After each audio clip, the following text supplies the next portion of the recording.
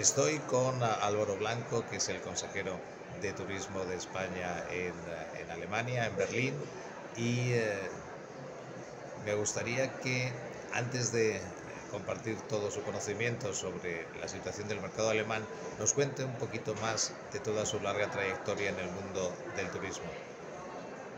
Buenos días, llevo en Alemania de nuevo desde septiembre del año 2022, destinado en Berlín como responsable del mercado alemán en el seno de Tour España. Es mi segunda vez en Berlín, estuve destinado ya del 2002 al 2007 en Alemania, había estado previamente 3 años en Frankfurt, entre medias, lógicamente, he estado de regreso en Madrid, en los servicios centrales, donde fui subdirector general de planificación. Regresé al mercado alemán en Múnich, del 2012 al 2017. Del 18 al 22 he estado dedicándome a la inteligencia de mercados en Tour España y ahora, como he dicho antes, de regreso en este mercado.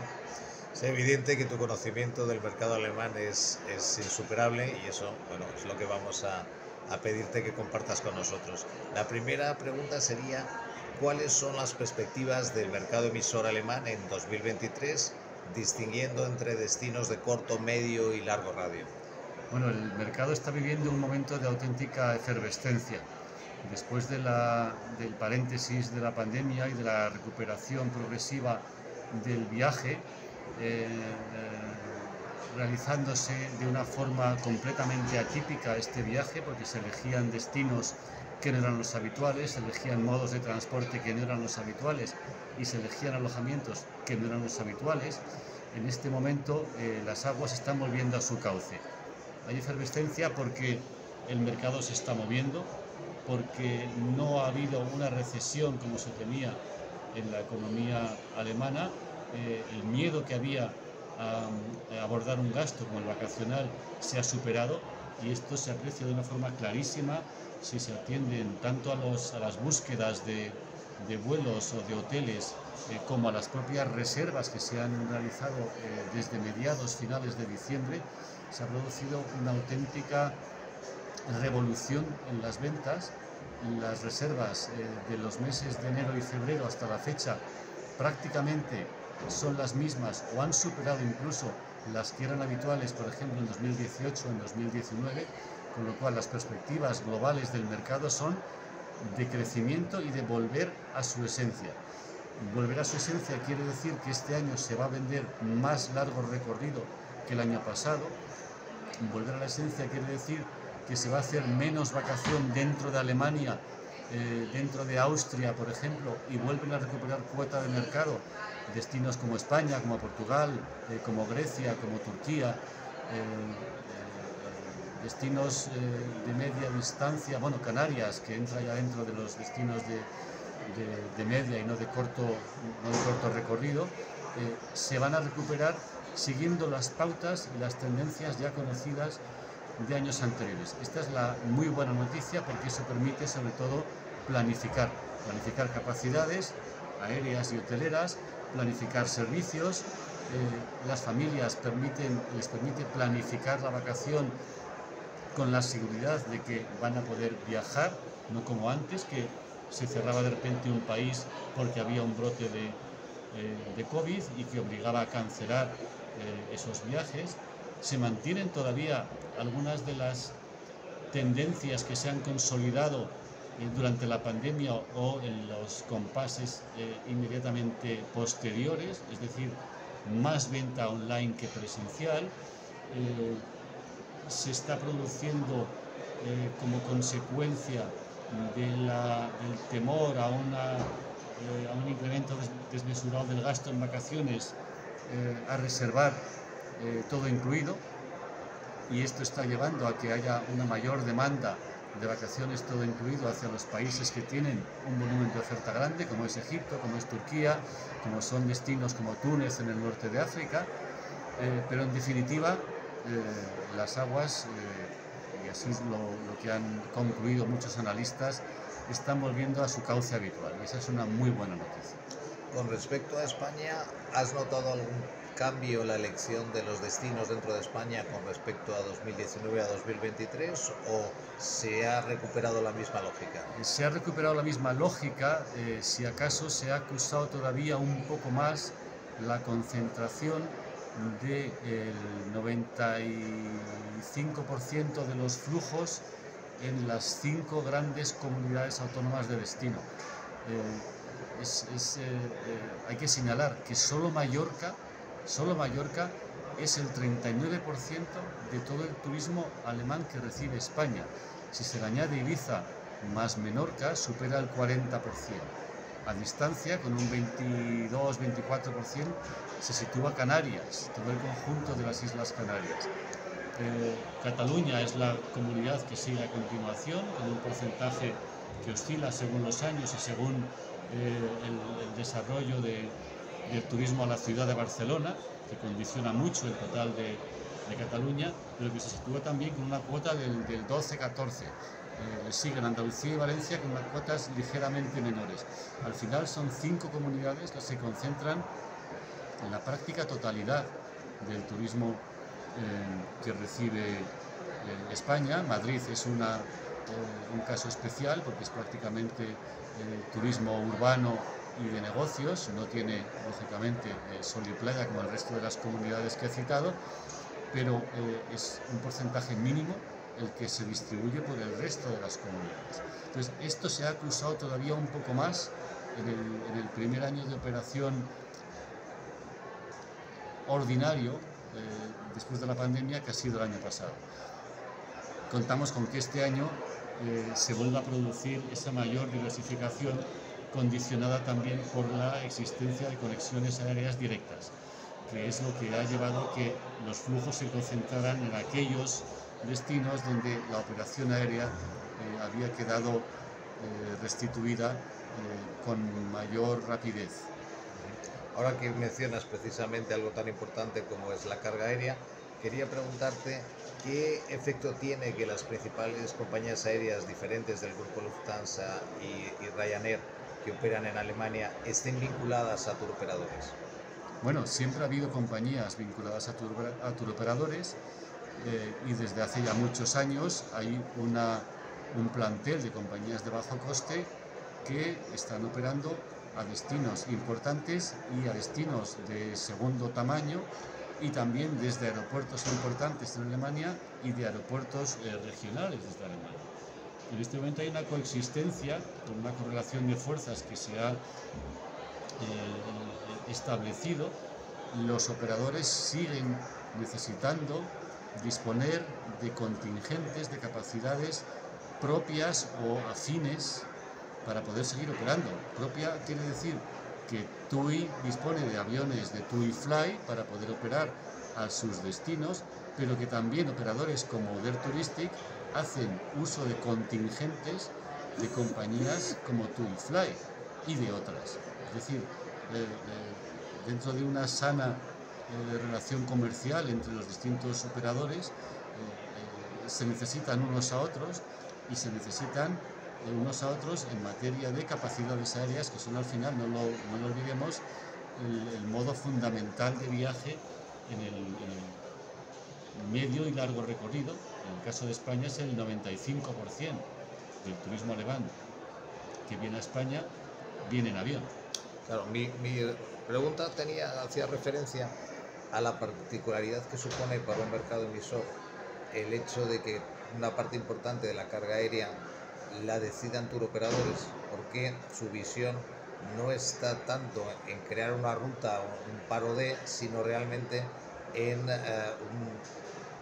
potenciar un destino con un viaje completo, ¿no? Entonces eso creo que influye, como tú antes apuntabas, en que haya una concentración mayor de destinos. Es decir, al final estás poniendo los vuelos ahí donde tienes la tranquilidad de tener los hoteles, de tener la operación terrestre, etcétera, y estás menos tentado de poder montar simplemente una ruta nueva, porque si eres una compañía de bajo coste, tu responsabilidad no es al final vender un paquete, sino simplemente vender los billetes de avión. Pero al final una compañía aérea vinculada a un turoperador no tiene la responsabilidad de vender billetes de avión, sino de vender un viaje combinado completo, ¿no? Pues quizás eso creo que puede haber sido un factor, como tú comentas, para que los destinos con más oferta turística tradicional hayan seguido potenciando su peso. Hablando de distintos elementos del viaje, es curioso cómo en Alemania ha sido el caldo de cultivo de una gran inversión en startups dedicadas a tours y actividades. ¿Cuál crees que es la razón de que Alemania, frente a Reino Unido, incluso Estados Unidos, haya sido el mercado en el que más dinero se ha invertido en startups dedicadas a tours y actividades? La cuestión está en que la rentabilidad en la venta del producto se ha ido desplazando progresivamente hacia el destino. Es decir, antes, en una construcción tradicional de la turoperación, el valor estaba en la venta del paquete en la agencia, la venta de la plaza aérea que contrataba el turoperador y, por supuesto, la venta del hotel en destino. El hotel al final es el elemento más valioso dentro de la cadena de valor turística. Pero cuando dejas de tener tanta rentabilidad también en el hotel, necesitas o quieres, aunque la rentabilidad sea buena, seguir ampliando tu posibilidad de venta de servicios adicionales. Entonces yo creo que los operadores alemanes se han dado cuenta de que hay muchos países, y España es uno paradigmático, en el que la oferta complementaria, o mal llamada complementaria, porque al final es la que nos interesa a todos, tiene unas vías de acceso al mercado todavía muy limitadas. Es decir, todos los esfuerzos que ha habido en materia de digitalización siguen siendo pocos. Todos los procesos que ha habido para facilitar el acceso de esa pequeña oferta local o regional a un mercado como el alemán siguen siendo pocas. Entonces surgen iniciativas como TUI Musement, que supongo que es la empresa en la que estabas pensando. Sí, o el Club, por ejemplo. Que lo que intentan es aglutinar esa pequeña oferta, hacerla reservable y hacerla, por tanto, vendible o integrable en un paquete. A mí lo que me resulta quizás un poco llamativo es que en Alemania esa evolución se haya dado de una forma más llamativa que en otros mercados, pero a lo mejor porque me concentro más en mi mercado desconozco lo que ha podido ocurrir pues, en el británico o en el holandés o en los escandinavos, que son mercados tradicionales, maduros, consolidados dentro del mundo de la turoperación. Quizás uno de los elementos diferenciales en ese proceso tecnológico de Alemania, yo creo que viene marcado por su larga experiencia con el mundo del viaje combinado. Es decir, hemos visto cómo tours y actividades ha ido creciendo más para actividades de un día, ventas de entradas, etcétera, y no se habían metido todavía a resolver la problemática de los tours de multidía, que no deja de ser muy parecido a pequeños viajes dentro, una vez que ya estás en el destino, ¿no? Entonces, bueno, pues eso es lo que compañías como Tourradar, etcétera, están tratando de hacer, aunque como bien dices, todavía queda mucho camino por delante para poderlo resolver. En cuanto a la tipología, características de los viajes, ya has apuntado antes que podemos decir que la staycation que se había producido durante la pandemia o los viajes a Austria, etcétera, se han reducido mucho, pero quisiera también conocer tu opinión sobre si ha cambiado el perfil de, pues, antes viajaban familias, ahora no son. Es decir, si la composición, el número de los que viajan, las fechas, ¿volvemos a lo que pasaba en 2019 o has notado algún cambio en 2003 con respecto a eso? Bueno, es cierto que las familias y las personas mayores han sido las que han tenido mayor reticencia a la hora de abordar la decisión de un viaje ante la eventualidad de que alguno de los miembros de la unidad familiar pudiera caer enfermo.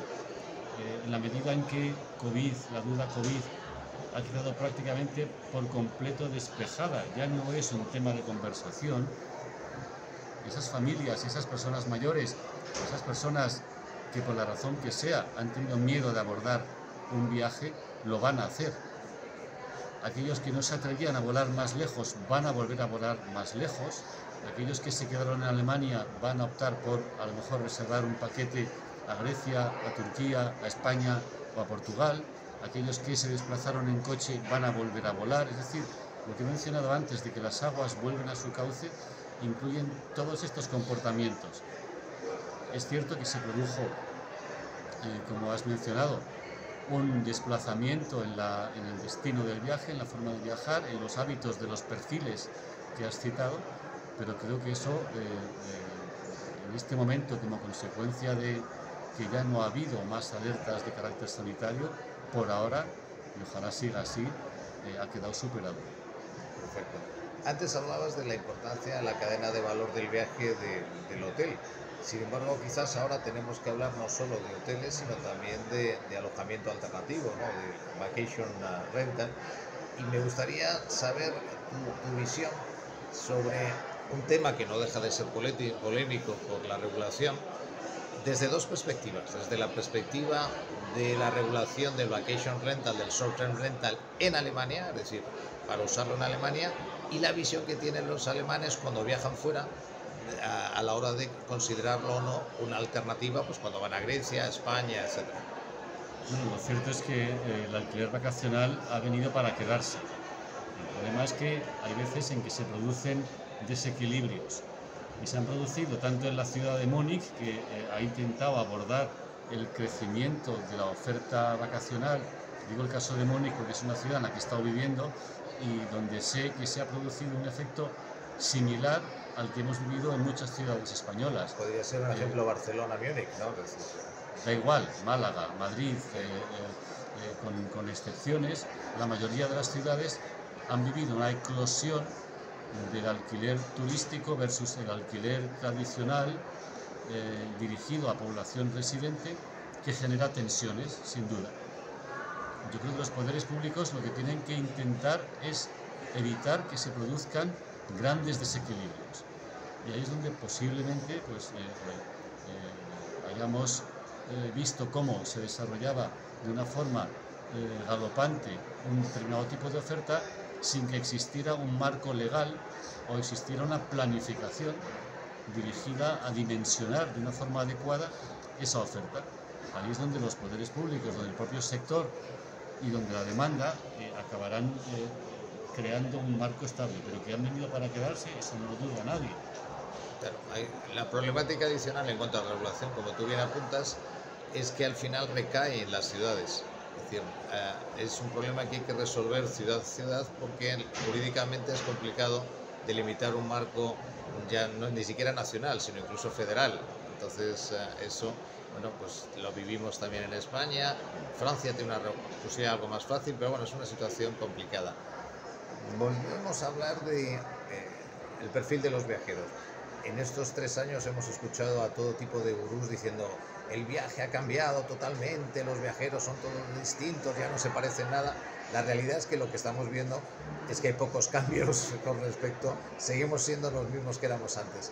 Pero si tuvieras que destacar algo o una tendencia subyacente que al final ha cogido más peso, ¿cuál sería? Para mí, personalmente, es que nos hemos acostumbrado, a raíz de la COVID, a que si queremos disfrutar de un producto, de un servicio, lo tenemos que reservar previamente. Donde antes era habitual llegar y hacer a lo mejor algo de cola o tener disponibilidad para sentarte, para entrar, para visitar, para disfrutar, para ver, nos hemos acostumbrado a que hay que reservar con antelación. Entonces eso nos da a nosotros la certeza de que vamos a entrar, y además vamos a entrar por la puerta grande. Nos sentimos siempre mejor cuando llegas a un sitio y dices: tengo reserva. Sí, y sin embargo hay gente que no la tiene y está esperando, pero le da la certeza al proveedor del servicio de que va a contar con un número X determinado de clientes y puede dimensionar los servicios en función de las reservas previas que tiene o si el sistema es de reserva imprescindible, en qué medida ha vendido o no, y tomar decisiones de apoyo, de marketing, para cubrir aquellos días en los que tiene menos reservas, para diversificar los flujos los días que tiene una mayor demanda, para dimensionar el personal que va a prestar el servicio y por lo tanto para prestarnos también a los clientes que hemos reservado un servicio y un disfrute de la experiencia mucho mejor. Para mí es quizás la conclusión más llamativa y más positiva, y que además todo esto ha venido de la mano de la digitalización. Ya prácticamente reservamos cualquier tipo de servicio haciendo uso de nuestro terminal de teléfono móvil inteligente, y ahí es donde el proceso de digitalización ha avanzado muchísimo y va a seguir avanzando. Es para mí, sin duda, el mayor cambio en el hábito a la hora de viajar y de contratar servicios. Hemos vivido unos años llenos de incertidumbres y ahora queremos eliminar cualquier incertidumbre teniendo reservas y haciendo que nuestro viaje tenga el menor número de sorpresas posibles, negativas. Y de pérdida de tiempo. Última pregunta, Álvaro. ¿Cuáles son los objetivos de Tour España con respecto al mercado alemán? Bueno, hay unos objetivos que son inamovibles porque la demanda es muy tozuda. Los objetivos inamovibles son: necesitamos desconcentrar geográficamente los flujos. Como ya he indicado al principio, esas 5 comunidades concentran la mayor parte de los flujos de turistas alemanes que vienen a España. Necesitamos desestacionalizar. Es difícil porque, como yo suelo decir, los manzanos dan manzanas en septiembre. Nos podemos emperrar en que las den en abril. Habrá que plantar otros árboles que den fruta en abril, pero no podemos forzar al manzano a que dé fruta fuera de la temporada. ¿Cuáles son los condicionantes? Primero, los climatológicos, y segundo, los derivados en el turismo familiar de las vacaciones escolares. Entonces, eso no lo podremos romper. Podemos romperlo creando una oferta ajustada a quienes pueden y quieren viajar fuera de temporada. Tenemos que asegurar la conectividad aérea fuera de la temporada. Tenemos que cubrir demandas que todavía están insatisfechas, generando esos servicios adicionales, pero ese reto de la desestacionalización es el segundo. Y el tercero es, como no, el de generar un mayor gasto en destino. Y esto lo tenemos fácil porque la oferta está allí y esta la vamos a conseguir, o la estamos consiguiendo, como acabo de citar, haciendo mucho más accesible ese producto, esa reserva de la pequeña bodega, del pequeño museo, de la casa palacio, de lo que sea, que desconocíamos o que sabiendo que está no podíamos acceder a ello, y de repente buscas en Google acceso al palacio de no sé qué y ves que pues te ofrecen una cena, una visita guiada, un lo que sea, que puedes contratar sobre la marcha y reservando tu espacio. Entonces, esos son los 3 objetivos de siempre. Y luego los nuevos son dirigirnos con propuestas de viaje de España, los que hemos denominado en el plan estratégico de Tour España los Roadies, que es un acrónimo de Rodando por el Interior de España, o los YOMOs, los que sienten el Joy of Missing Out, es decir, los que buscan la desconexión absoluta, o por ir al sol y playa, los llamados M&Ms, los que buscan mar y más, es decir, ¿qué les podemos vender a los que ya de por sí van a un destino de sol y playa para que la experiencia y el gasto en destino sean mejores y mayores? Fenomenal, pues muchísimas gracias. Estoy convencido de que, además, contando Tour España con alguien de tu valía al frente del proyecto, se conseguirá como lo has ido demostrando todos estos años. Muchísimas gracias, Álvaro. Muchas gracias a ti.